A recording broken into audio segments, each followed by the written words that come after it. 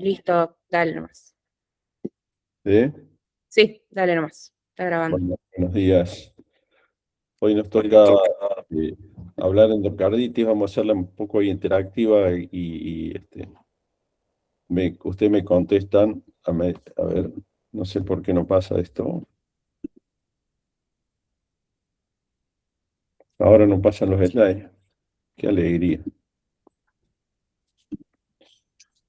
Bueno, a ver,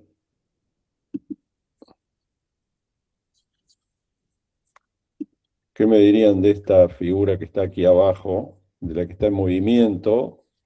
Esta que se ve la manito con que señalo, ¿no? Sí, se ve. Sí, se ve. Bueno, esta imagen, y acá tenemos otra imagen.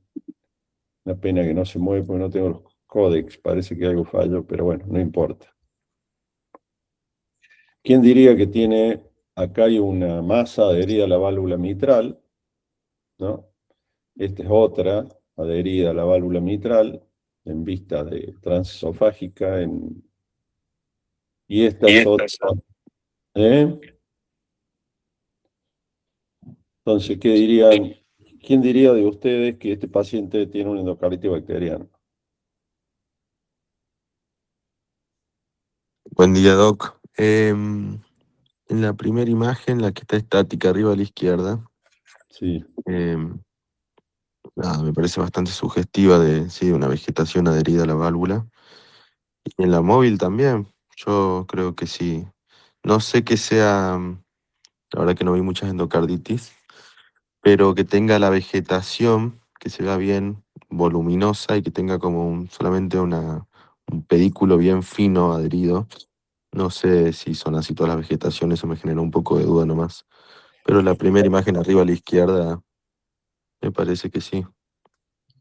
bueno, a O sea, ver, la impresión es que sí es una vegetación, pero bueno, habría que ver, o sea, sería un hallazgo ecográfico mayor, tenés que estar acompañado de otro criterio mayor o criterios menores. claro. Bueno, esa es la historia, ¿no? O sea que de antemano, antes de arrancar, les quiero decir que nosotros vamos a describir una imagen y la endocarditis bacteriana es una entidad nosológica clínica, entonces solamente deberíamos describir la imagen y que puede ser compatible con la descripción de una vegetación y nada más. O sea, con esto, si yo le pongo esto solo a ustedes, no tienen ningún derecho a decirme este paciente tiene endocarditis bacteriana. Puede que haya tenido, puede ser que sea otra cosa la imagen, o puede ser una endocarditis bacteriana. Entonces necesitan otros elementos. Y con esto, ¿qué quiero decirles? Que si nosotros contamos con el eco nada más, con el dato del eco, no podemos decir tiene una endocarditis bacteriana. Y ya vamos a ver en el transcurso de la charla por qué digo esta situación, ¿no? Y por qué a veces ustedes me habrán visto renegar que diciendo, me piden ecos para confirmar endocarditis bacteriana. Y eso está mal. Entonces, a ver, veamos. No sé por qué no me pasan los slides. Y ahora me apareció esto acá que... Ahí está. Bueno, esto no lo vamos a ver. La historia comienza con William Osler, que él nació en Ontario el 12 de julio de 1849, pero recién cuando estuvo en la Universidad de Oxford en Inglaterra, el 29 de diciembre del 19, fue este médico canadiense quien por primera vez describe lo que es una vegetación o hallazgo de endocarditis bacteriana, ¿no? Este, Fíjense, la incidencia aproximada hoy ha crecido un poco, pero es más o menos 13 a 15 por cada 100.000 personas por año.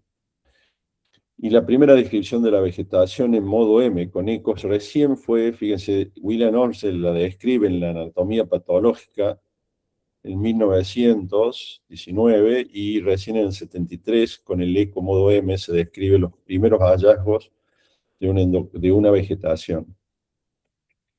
3/4 de los pacientes con endocarditis tienen lesión estructural previa, ¿sí? Pero con el cambio del genio bacteriológico en las últimas décadas, esto no es absolutamente necesario, ¿no? Antes, la mayoría de las endocarditis venían de los pacientes que habían sido afectados en fiebre reumática, pero en la actualidad no necesitamos daño estructural previo en la mayoría de las veces, y ya vamos a ver que eso depende del genio bacteriológico, que ha cambiado últimamente. Solo el 6% de los mismos tiene antecedentes de fiebre reumática, cosa que antes era muy frecuente.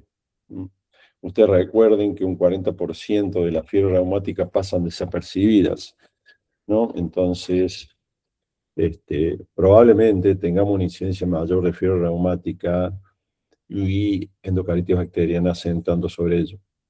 El prolapso de válvula mitral está más o menos en el 20% de los pacientes, y el riesgo estimado para el prolapso de válvula mitral es 5 a 8 veces más que en la población normal, sobre todo si hay una degeneración importante de la válvula y si tiene insuficiencia mitral asociada.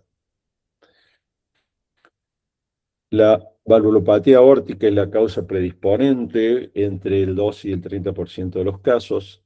Las cardiopatías congénitas presentan como patología subyacente solamente en el 10 a 20% de los casos. Y ya vamos a ver, si llegamos a hablar, o nos va a dar tiempo de hablar de endocarditis bacteriana en la edad pediátrica, que es muy raro antes de los 9 años de vida, no en el paciente ambulatorio, no en el paciente internado en neonatología, en los cuales, si bien no forman vegetaciones, son pacientes que están múltiple invadidos y eso tiene una mayor incidencia del desarrollo de endocarditis. La endocarditis previa es un importante factor de riesgo, ¿sí? Y el incremento de la drogadicción ha llevado a cambiar también no solamente el genio bacteriológico, sino la modalidad clínica. Bueno, vamos a ver.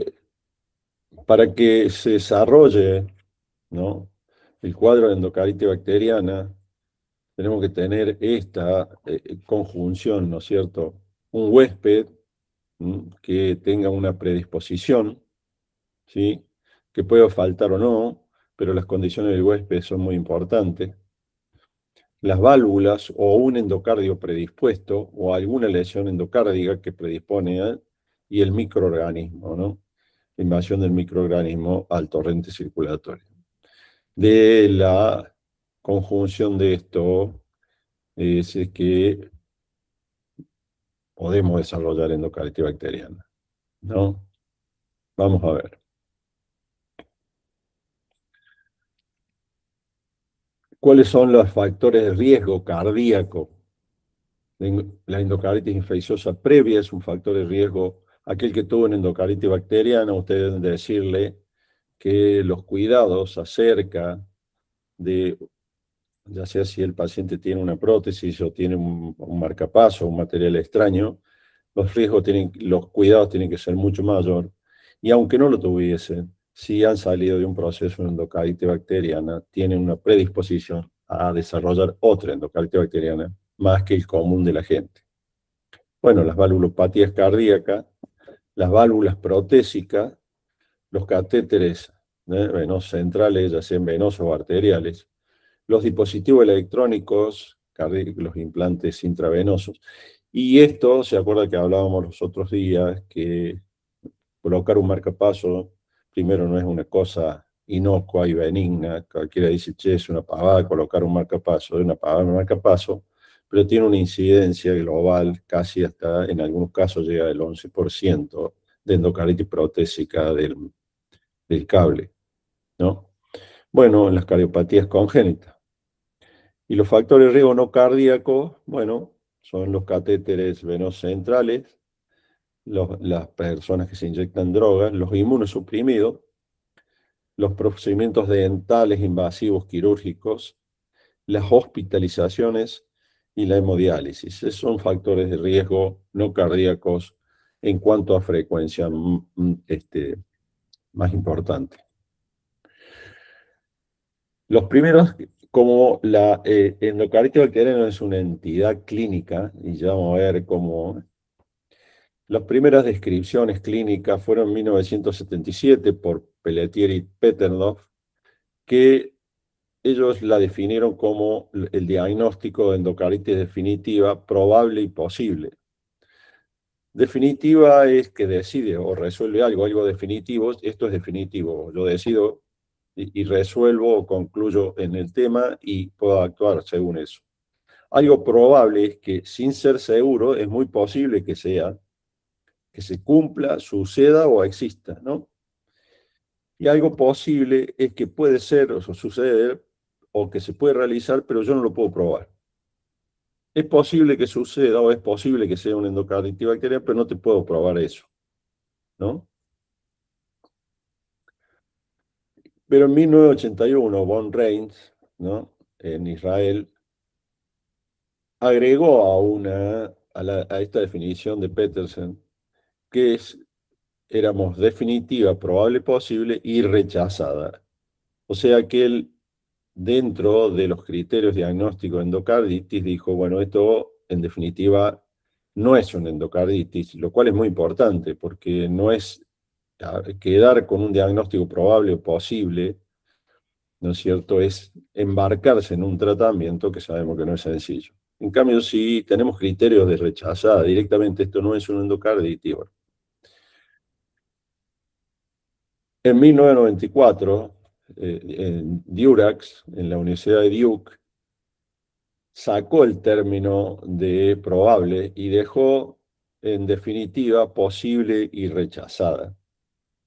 Y Lee, también de la Universidad de Duke, agregó algunos criterios con alta probabilidad, agregó los mismos criterios de Robert Durack, de si algunos criterios de alta importancia o de baja importancia, pero exactamente los mismos criterios. Y la clasificación quedó como definitiva, posible y rechazada. Pero, ¿cuál es el tema? ¿Cuál fue la virtud de Durack, ¿no?, que incorporó el ecocardiograma dentro de la ecuación del diagnóstico de endocarditis bacteriana? Entonces, vamos a ver. Antes de la era antibiótica, la mortalidad de la endocarditis bacteriana era el 100%. El 100% de los pacientes se moría, o sea, era prácticamente una enfermedad letal.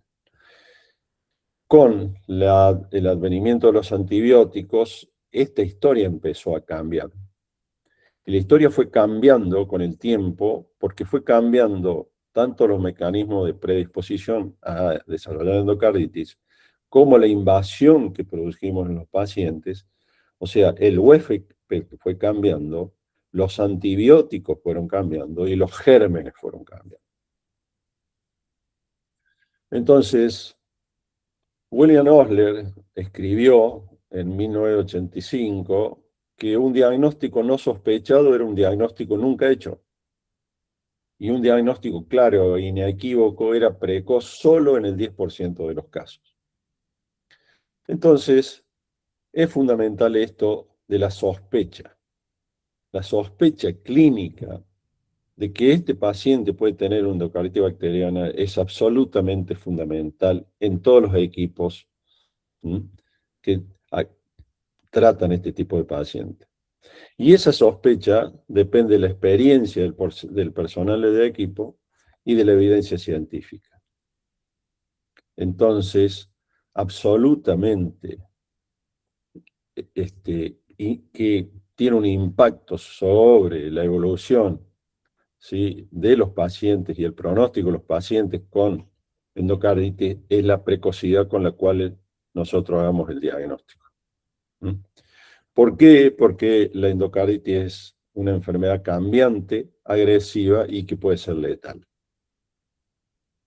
Entonces, el trabajo en equipo es absolutamente importante, donde están involucrados clínicos, terapistas, cardiólogos, cirujanos, imagenólogos, neurólogos, infectólogos. Entonces, hoy por hoy, en un lugar, en un centro de derivación donde recibimos estos pacientes, sería inadmisible que solamente o un terapista, o un clínico, o un cardiólogo se encargara de estos pacientes. ¿No? Como decía William Osler, que solamente el diagnóstico precoz era hecho en el 10% de los casos, esto ha ido cambiando. Entonces dijimos que el diagnóstico primero nacía en una alta sospecha que dependía de la experiencia del equipo y de la evidencia científica que tuviéramos para plantear o sospechar el diagnóstico de endocarditis. Ahora veamos la evidencia, y esta evidencia se va a basar en dos cosas, fundamentalmente en lograr que rescatemos el germen, la evidencia, ¿sí?, del germen, del patógeno productor, y de que nosotros logremos demostrar compromiso del endocardio, por eso se llama endocarditis bacteriana. ¿Sí? Veamos un poco los criterios diagnósticos, al igual que la fiebre reumática. ¿Ustedes se acuerdan cuál era la fiebre reumática? Para hacer diagnóstico, afortunadamente ya vemos poca fiebre reumática, ha sido erradicada de los países desarrollados, en los países subdesarrollados, en el África subsahariana, una fiebre reumática y hay mucha estenosis mitral reumática y mucha afectación. Pero ¿cuáles eran los criterios mayores entonces, como cuando uno en una patología no tiene algo, por ejemplo, si uno tiene un SIDA y le hace el diagnóstico de ELISA, le hace una ELISA y le da positivo, tiene un SIDA. En cambio, en esto, como no hay nada que sea patognomónico de hallazgo de esto, de endocarditis o de fiebre reumática, tenemos que juntar criterios, ¿no? Entonces, los criterios diagnósticos pueden ser, en un principio fueron descritos por von Reid, ¿sí?, y después modificados por Duke, ¿no?, de la universidad. Y quedaron, se acuerdan, como decíamos, definitivo, posible o rechazado. En un principio, lo de Petersen era en definitivo, posible, probable, y que después von Reid le agregó rechazado. Y estos criterios dependen de dos cosas, de los anatomopatológicos, y tenemos criterios anatomopatológicos y criterios clínicos. En definitiva, los criterios de Duke, ¿sí?, tenemos criterios mayores, que son dos: evidencia del compromiso endocárdico y los hemocultivos positivos. Perfecto. O sea, hemocultivo positivo, el germen, lo que hablábamos al principio. Gérmenes que sean habituales de desarrollo de endocarditis. Y el otro criterio mayor es la evidencia y compromiso endocárdico. Antes del advenimiento del ecocardiograma, el compromiso endocárdico se lo veía solamente con la anatomía patológica, o en la autopsia porque el paciente moría, o en la válvula porque era sometido a cirugía y el análisis de la válvula confirmaba de lo que se trataba de esa lesión valvular de una endocarditis bacteriana o era producida por un germen. Veamos los criterios de Duke. Para que nosotros digamos que tenemos una endocarditis bacteriana en el diagnóstico sea definitivo, necesitamos criterios anatomopatológicos, como dijimos, y esos son el hallazgo del microorganismo y las lesiones patológicas típicas. Y los criterios clínicos, ¿cuáles son? Para hacer el diagnóstico de endocarditis necesitamos dos criterios mayores, o sea, el microorganismo y la lesión patológica, o bien un criterio mayor y tres menores, ya sea el microorganismo o la lesión patológica, más cualquiera de los dos, o un hemocultivo positivo con tres criterios menores, o el hallazgo compatible con una vegetación, un absceso del anillo, una dehiscencia protésica, más tres criterios mayores. Cualquiera de los dos. Los dos mayores es diagnóstico de endocarditis, definitivo. Ahora, si no tenemos dos mayores, tenemos uno solo, necesitamos tres menores. Y si no tenemos ninguno de los mayores, necesitamos 5 criterios menores. En un paciente con alta sospecha de endocarditis. Entonces, los criterios mayores, dijimos que los hemocultivos, positivos para endocarditis de organismos típicos productores de endocarditis infecciosa. Por lo menos en 2 por separados, o hemocultivo persistentemente positivo con recuperación de organismo posible de producir endocarditis infecciosa. Y el otro sería la evidencia del compromiso endocárdico.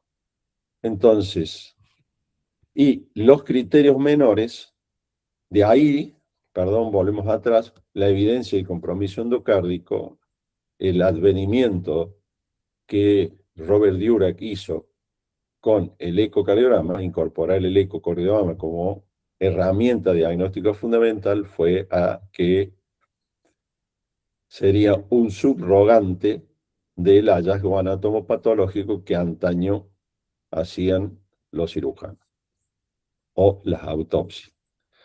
Los criterios menores, la predisposición, o sea que el paciente tenga un cuadro compatible con endocarditis bacteriana, en la cual no recuperamos ni hemocultivo ni tenemos evidencia en el eco, pero que tiene una prótesis, tiene un cable de marcapaso y tiene, ¿sí?, el síndrome febril, todo el cuadro clínico.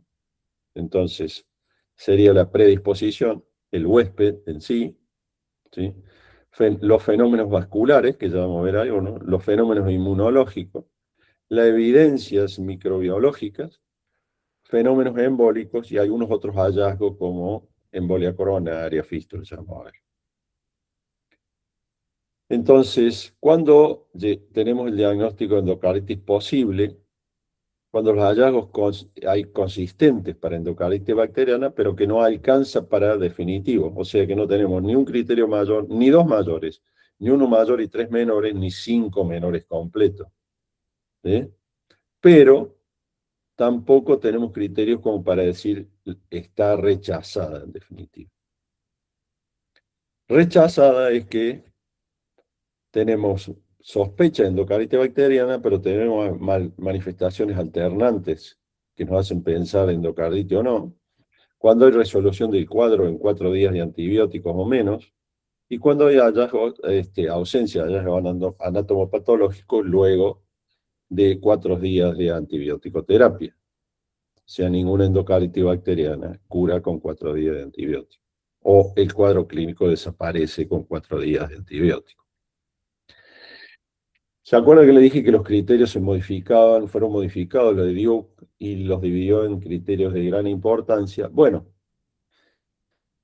¿cuáles son estos criterios de gran importancia? Yo los señalé acá con una flecha azul, que son hemocultivos positivos para endocarditis por microorganismos típicos que encajan, ¿sí?, con los endocarditis infecciosas, por lo menos en 2 hemocultivos independientes. Y esto es tener un hemocultivo a Streptococcus viridans, o bovis, o del grupo ASEC, o el estafilococcus, ¿no? Y el otro es la evidencia de afectación endocárdica en la ecocardiografía positiva para endocarditis, encontrar vegetación, absceso y nueva dehiscencia protésica. Bien. El diagnóstico de endocarditis bacteriana definitivo es en presencia de 2 criterios de gran importancia, o un criterio de gran importancia más 3 de poca importancia, o 5 criterios de poca importancia, como veníamos diciendo al principio.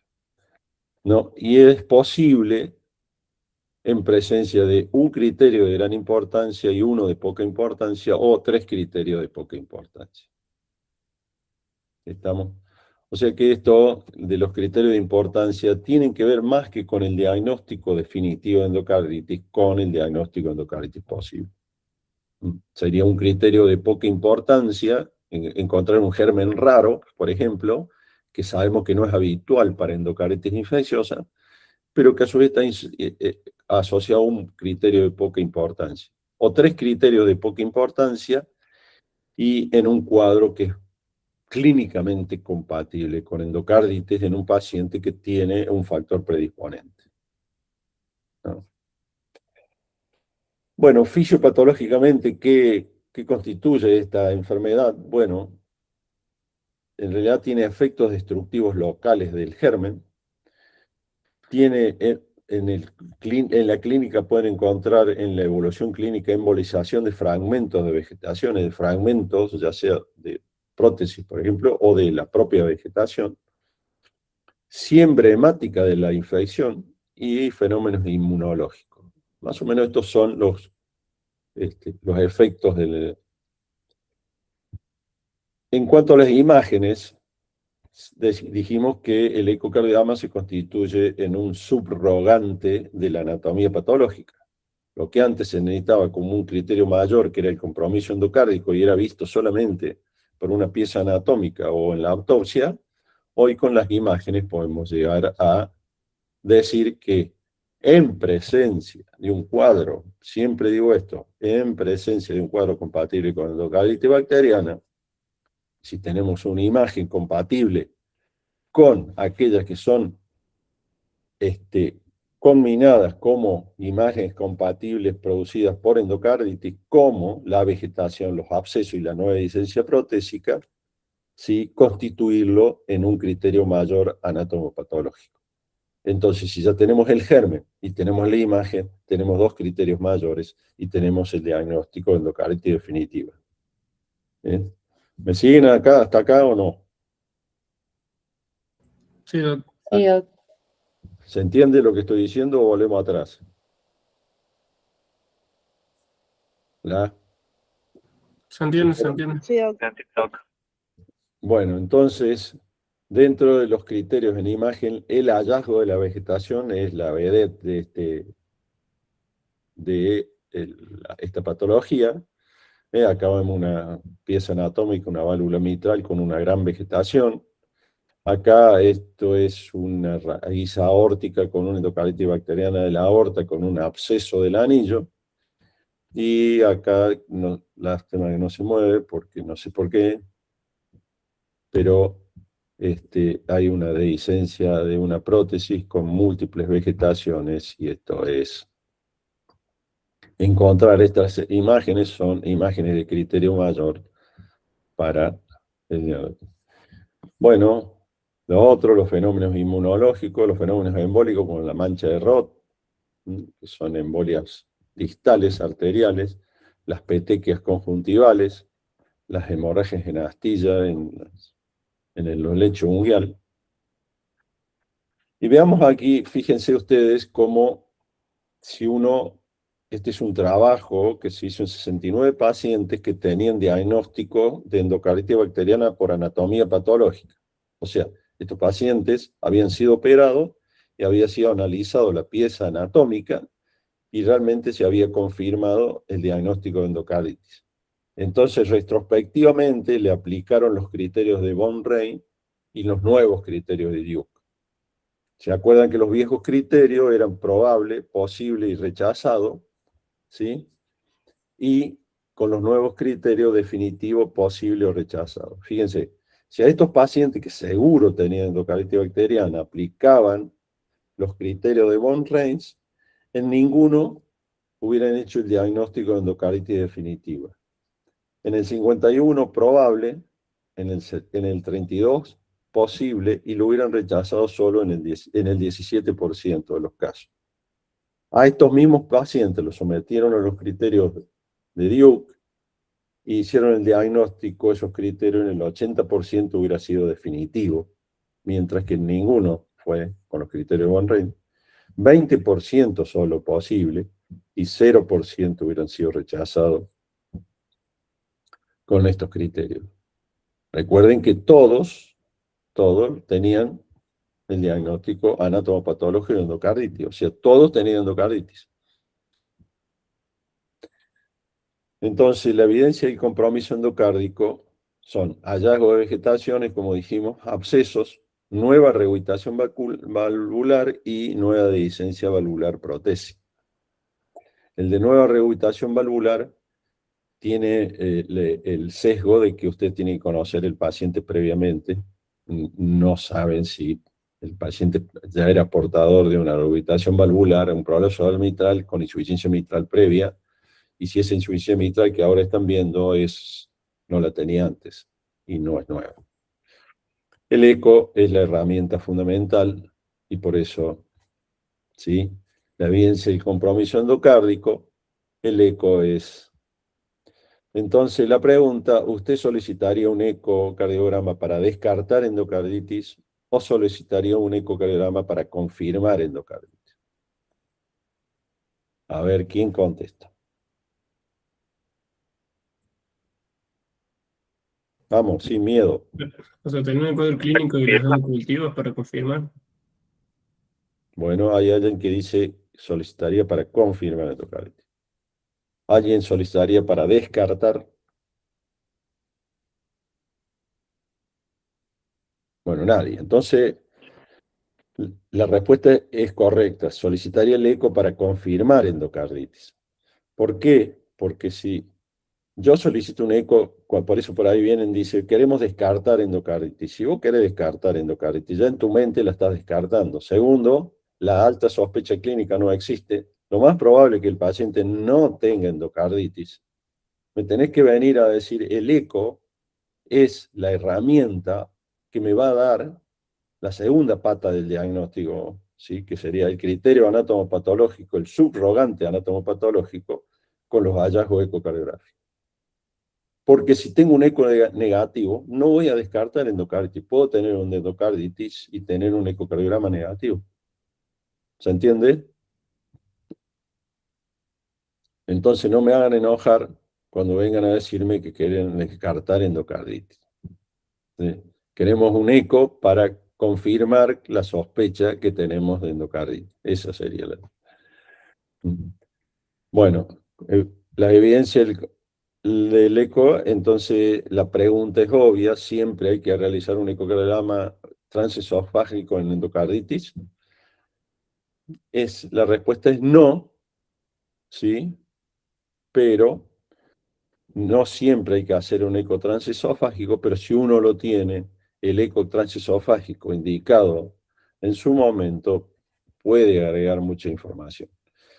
Si yo tengo un paciente que tiene una sospecha de endocarditis bacteriana y le hago un eco transtorácico y tengo una vegetación enorme, ya tengo el diagnóstico de endocarditis bacteriana. ¿Tengo necesidad de hacerle un eco transesofágico? Bueno, si quiero mayor información, pero ya solamente con ese hecho del eco transtorácico positivo, puedo aguardar ahí. ¿Por qué? No, porque no en todos lados existe la posibilidad de hacer un eco transesofágico. De todos modos, en el curso del tratamiento de endocarditis bacteriana, si yo tengo la posibilidad de hacer un eco transesofágico, lo debería hacer. Entonces, la pregunta es, ¿creen que el ecocardiograma transtorácico es útil para el diagnóstico de endocarditis bacteriana? La respuesta, obviamente, sí es una herramienta fundamental porque nos va a hacer el diagnóstico, va a colaborar al diagnóstico, puede evaluar las complicaciones, ¿sí? Y es capaz de dar la evolución y el pronóstico. Fíjense, la probabilidad de encontrar un hallazgo diagnóstico es cercana a cero si no existe previamente. O vemos cultivos positivos, prótesis valvulares, invasión endovascular previa, vasculitis, fenómenos embólicos, uso de drogas. O sea, ustedes tienen que tener un cuadro clínico, un huésped con la predisposición o haber con algún elemento que haya sucedido sobre ese huésped, o lo hemos invadido, o tener un cateterismo, colocado un marcapaso, que tenga una prótesis previa, o vasculitis, o un tratamiento odontológico, una infección urinaria, o una prostatitis, un huésped con algún hallazgo que nos haga que ahora en el cuadro que se encuentra pueda tener un endocarditis. Pero si no hay nada de eso, las probabilidades que encontrar algo en el eco son cercanas a cero. Como le decía, también hubo algunos cambios en las últimas décadas, tanto en el genio anatómico como en el genio bacteriano y en el grupo etario. Como dije también al principio, entonces en el genio anatómico, ¿qué cambió? Que hay menor afectación de fiebre reumática. Hay un incremento de valvulopatías degenerativas. Hay un incremento de las formas protésicas de la valvulopatía degenerativa, aumentar la expectativa de vidas. Bueno, hoy por hoy la estenosis aórtica esclerodegenerativa del anciano ha pasado a ser la primera valvulopatía, superando a la insuficiencia mitral y la degeneración fibroelástica de la válvula mitral. Hoy hay mayor formas protésicas, también con sin ninguna duda vamos a empezar a ver otro tipo de endocarditis con el incremento de los implantes valvulares tipo percutáneo y el incremento de las endocarditis bacterianas derecha por el aumento de la drogadicción. El genio bacteriano también cambió con el aumento de la drogadicción. Hay un aumento de endocarditis a estafilococo y a estreptococos. Antes el estreptococo era la primera causa, ahora el estafilococo pasó a ser número 1. Y en los no drogadictos todavía aún conserva el estreptococo el primer puesto en relación con el estafilococo. Ya vamos a ver que el genio bacteriano en sí constituye un pronóstico, ya que aquellos que tienen endocarditis bacteriana de estafilococo o el germen identificado del estafilococo ya lo pone en un paciente de alto riesgo. Y lo que ha cambiado también es el grupo etario y el aumento de 5 casos por cada 100.000 por año en menores de 50 años, pero hay un aumento de 15 a 30 casos por cada 100.000 entre los 60 y 80 años. O sea, que ya vayan coligiendo que la mayoría de las endocarditis bacterianas en la actualidad se está dando en el grupo etario que va entre los 50 y los 80 años. ¿Cuáles son los factores clínicos de riesgo? Bueno, los accesos vasculares prolongados, el uso de drogas intravenosas, como venimos diciendo hasta ahora, los dispositivos intracardíacos, las válvulas, los marcapasos, los parches, la insuficiencia renal, el síndrome de inmunodeficiencia, los pacientes inmunosuprimidos, los pacientes que tienen cáncer, la edad avanzada y el contacto con un centro de salud. Reciente, ¿no? Bueno, esto en cuanto a la clasificación de la endocarditis, hay varias clasificaciones. Las que más se usan son estas, endocarditis de válvula nativa, endocarditis protésica. ¿Por qué se la divide así? Porque cada una de estas tiene un pronóstico distinto. Endocarditis en adictos endovenosos, endocarditis nosocomial, porque tienen características particulares, y endocarditis con hemocultivos negativos. ¿Sí? Fíjense la distribución relativa de casos de endocarditis según la edad y sexo. Y al principio, el hombre está en naranja y la mujer en verde, ¿sí?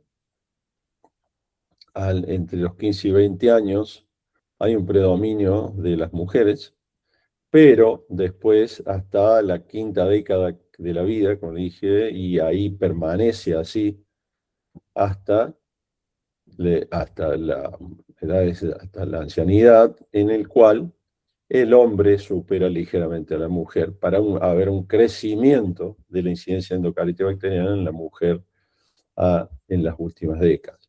Pero esto es debido a todos los procesos invasivos, al aumentar la expectativa de vida y todos los procedimientos invasivos actuales. Este también es de otro trabajo, y muestra exactamente lo mismo, ¿no? Predominio de los hombres en salvo en la etapa precoce de la vida, que son más o menos parecidos, siempre el hombre la incidencia. Y esta es la incidencia de cuando se da la mayor cantidad de casos de endocarditis, como dije, entre los 50 y los 70 años.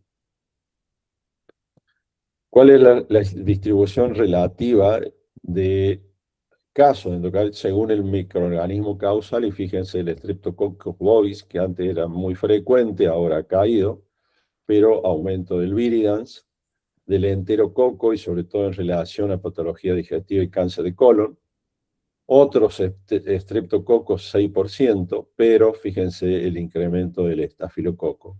Y dijimos que el estafilococo, ya con tener hemocultivo de estafilococo, ponían al paciente en un grupo de riesgo mucho mayor. El coagulasa negativo también, junto con él. Y después vienen, muy raro, las aprongos del grupo ASEC, ¿sí? Los anaerobios prácticamente es. Por eso digo que es muy importante. Y fíjense que yo les dije 15%, los hemocultivos negativos llegan hasta 13,55. Y créanme que es una complicación difícil de tratar aquella endocardititis con hemocultivo negativo. Ya más adelante vamos a ver cuáles son las causas de hemocultivo negativo. Y esta es la distribución relativa de casos de endocarditis infecciosa según la cardiopatía de base, y fíjense que casi un 30% el corazón aparentemente, entre comillas, era normal.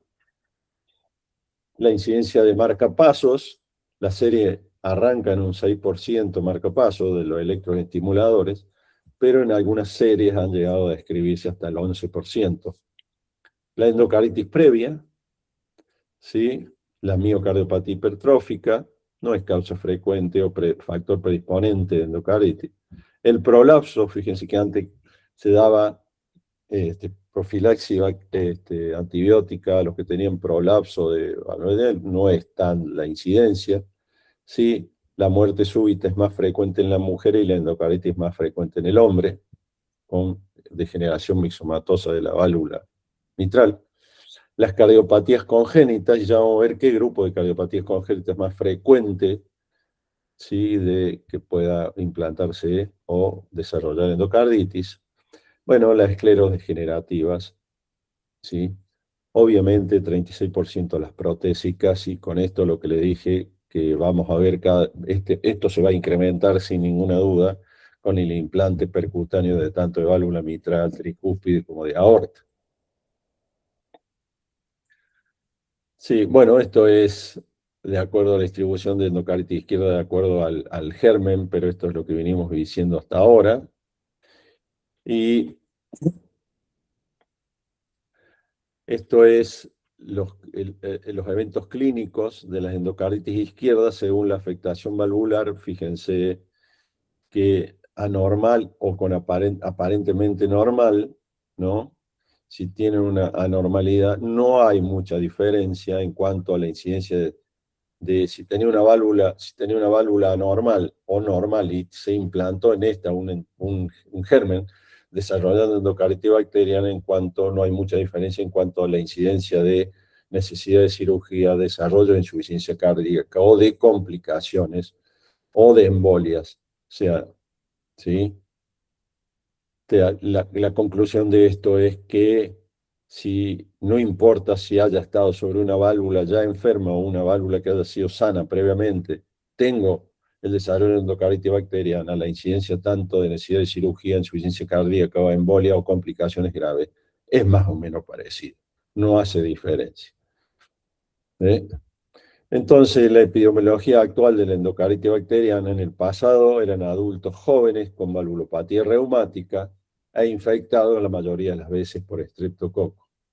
En el presente son pacientes, la mayoría de edad avanzada, lo cual complica más la cosa, sin valvulopatía previa conocida y que en muchos casos desarrollan la infección como consecuencia del procedimiento relacionado con la atención sanitaria y que el germen más frecuente probablemente el estafilococo. ¿Sí? La mortalidad actual de la endocarditis infecciosa, fíjense, si 20% a los 30 días, 26% a los 60 días y 30% a los 180 días. Los factores asociados con esta mortalidad, esto estamos hablando con antibiótico-terapia, La endocarditis protésica es una entidad grave y si no se saca el elemento extraño de la endocarditis no cura, puede pasar solapado durante mucho tiempo, pero siempre va a recidir.